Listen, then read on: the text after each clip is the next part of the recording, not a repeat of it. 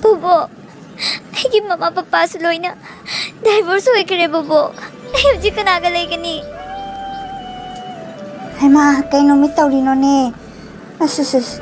Oh, sushi di kapano isu di damakta. Nabok lady city, Bobo nane. No, I pana batawgani. Bobo, I get the friends who can have later. Stay with Tantale but so Max it had almost great. Bobo, I have chicken agatinani. Hema, me para porake. Anatanate. I pana batawgani. Huh? Can I see me pana brokeni hebo? Kalorano. La chacha la. Bobok le la chacha thor la. Okay, Bobo, do the freshen up oil again?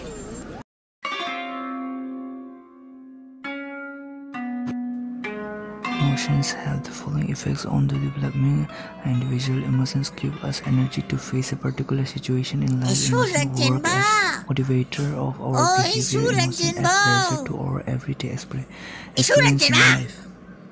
Oh, leye, a thungang mani changbiro. Isu, lani tauri ro. Tau. Kan hona gada bani. Oh, Bobo, like tauri ni. Ado Bobo ke dobe lai no. Angang siya. Pigling ay dagi king buta hajik pao pa to amdari. I'm a rude man. Man hay kano. Woman ni ay di. Ay ni haba ay hanu bisa mako patrini. Ay ni haba rude say. Isu lagin ba? Nangon nga si ay nane. Wari kara ay kaya nalak pa ni. Nang wati mamdra ay loy kao re. Habiro kay wari no. Ako'y isu lupido.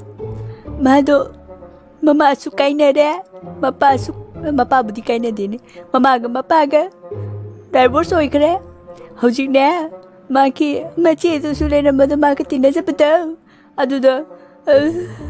Mana su thado chakare magi mama no biyam ta sulay tra.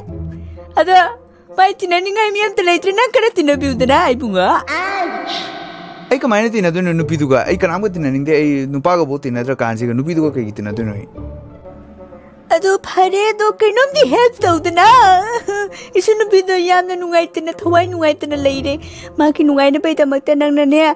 Kinang tawa ba? Ado kay idea ay nane planning taw na kalaaban ni nang unahay na. Kari idea kari planning no. Love letter you ay gisulupida hojima. Kari no ne hanubi. Nasunupi to manghan ta alage na sujam angang oring ediki karino love letter than na nusin wonda ta hol lagero.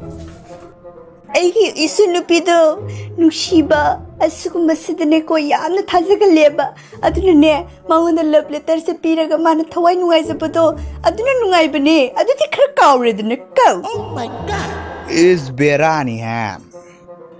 Ado isu ai na khali se kaino khaba mangona ne nangna love letter se thajal lodna nushi ba wai se haijal laga aduga kona mangona nushi nungoda ta holoba wa paloi ka holoba mangona ado ai asing maming di haning debo ai asing maming hai do oi pare nang tawsano hai mine machi angang siti pare dudi law ai girum na jasi law ai ige o bobo kaino ido jibo ai ki nushi bi dalmi nungai ribo horo mai horo hai nushi bi dalmi ka ai ngo moe dmai ba ai sum cham nei dormi hai dalmi ai giming se kai hai don jibo nangi ming do dum hapchen krodana tale ngama tu di hapa ngama ai khangna raga mu bera kanan atopa ming hapke oh pare ado mana pabadane yam smart ba masumato yam pazaba inakira yam kunba adugumba nupa magi maming hapsalo dudi kamai tong ni dudi newspaper de jing hapchen graji maming ama oh yeah hapo mamang thaina mamang idane ko gold medalist angka angang amaka ko ado ma se lai lai su yam haiba ko lai ta bhangri ne mana ko lai haibada ado ma ki mami se nam dusan ko ba ado ma se hapsen grage du eri katang smart chumal natra yeah nu ai re hapu khangbu khangine ko chok pisidi you hi Dalmi ming nam dusan ai nangonda khangbu di khangne ba ko ado ai ko bangam dana leidiba acting tawrenu ne you re Oh, thank God. I see the Harawi. Thank you so much, God. I see the true love fanging. Yay! Hi, Dalmi. I'm Dusan. I nangi mingse kamaina khangru inu khalamni. Haha. Yam ngakkano. Aina mingonda ki hangbaga natte. Bobokta ki hangbani. Nang munuti ge ina. Asumna Dalmi ga lanchin baga chithi thana ba hogolakhi. Sidagi sum sak unadabi chithi ki warina makoi ani ki nushi mari ama sagalakhi. Chahi kaya sum hokiba khanghode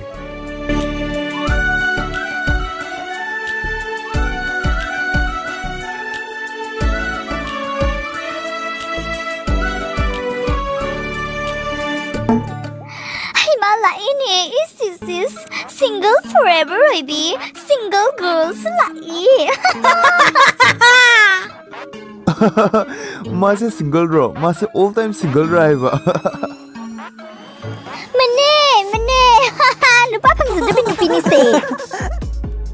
Ay gis nupa le noy na khali to lale. Ay no gi mamangda soidana purakani nongma natraga nongma one day or one day. Kari one day haribo. Nangi nupa pang sa dabi kaluna nangi English sidine. Uy ma kay no sibo taning di.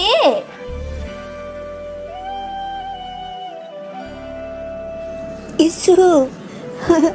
Kamay tawrake ngasi college da. Aduga to bobok tin hamu ba ingon da chithi tharapun pa do khangmani natra masak. Adun pa do ga egam ta khangna lo. Ha, karino aisibo.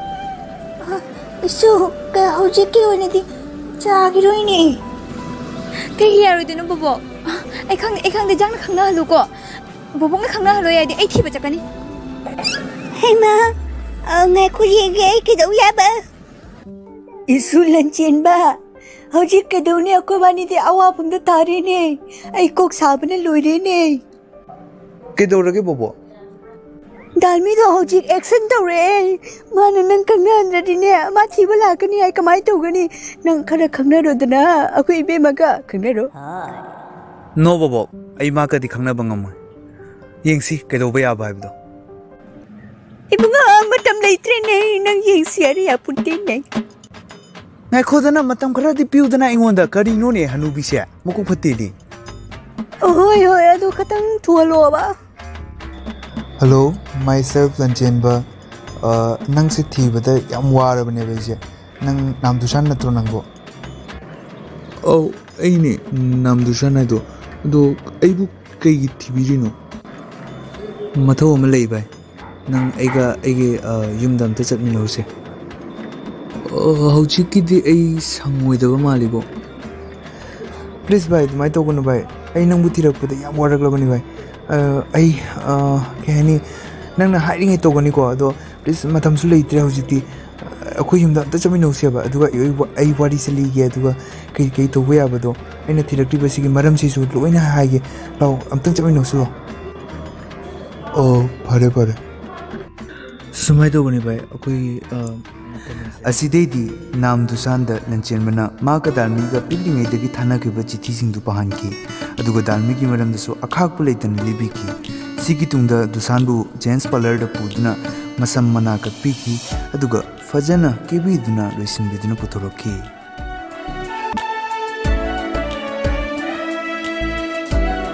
Laktriba chintibi nangi nupado leisu leitabani na kai dagi laktuni. Sakta asika ayung bihe mal da kananu biya bidino sinani dana single harida. Atuni ina hydro nupa leiti maki leiti.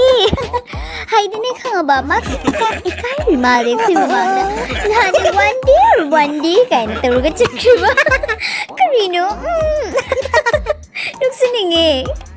Enak dari pemakan itu. Tu kasih mana-mana. Cari ni. Siga sumdai pagi. Aiki nam du sando. Thiba su phangtri.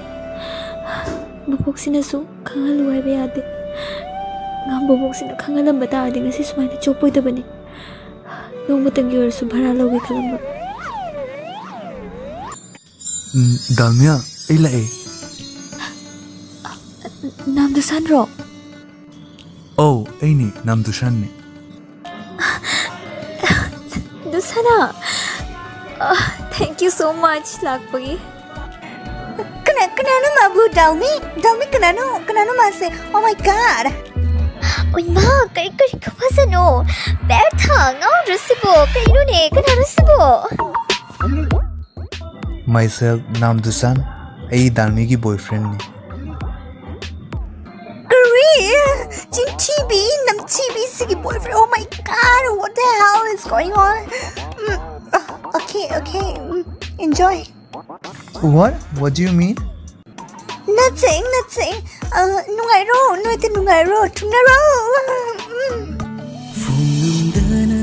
Dusan amadi Dalmi hojikti thingba da thinarabanina time spend tauba chamen thamina basu hawalakhi amadi a healthy relationship ama sagatba hawalakhi aduga lanchen basu Dalmi amadi Dusan bu lona ingsillammi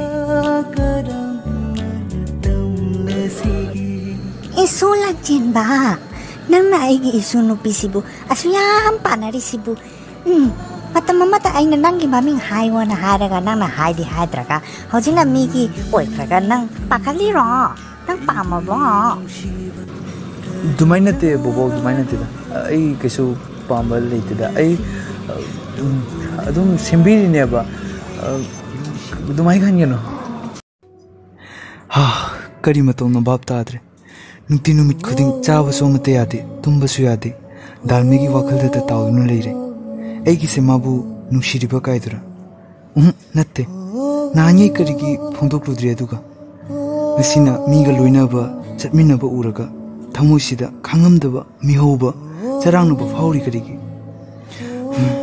ai mabu nushiba soidana oirini pikling aitagi maga ta wari sanaraga uthajaba oirakli matungdasu magi nakta leiraga ta aise pothagani khali ai mabu asingbase haidoklage Dalmi How? Kana oibiraba? Ha nang ingonda pau khangdrabo Ai tasengna ma khangre adunani warobiroi waraude kaino ai nonda wam haige tobni egi mingse lemchenba kawi Oh hi wari se sin nang ai pi ingi kanda noi bobo ko ai na ta lakhiba dala aga nang se wakhal jam nuaite noi baba mama kaina bagi amadi noi chiche sunambu thado ga chakhribagi lanchirmina maga Dalmi ga thana ki bachi thi edu mabuk na haira khibadagi tawkibani amadi Nam Dusan ko ba minga ma hajin bana chingba wari pumba lisang sitna likhi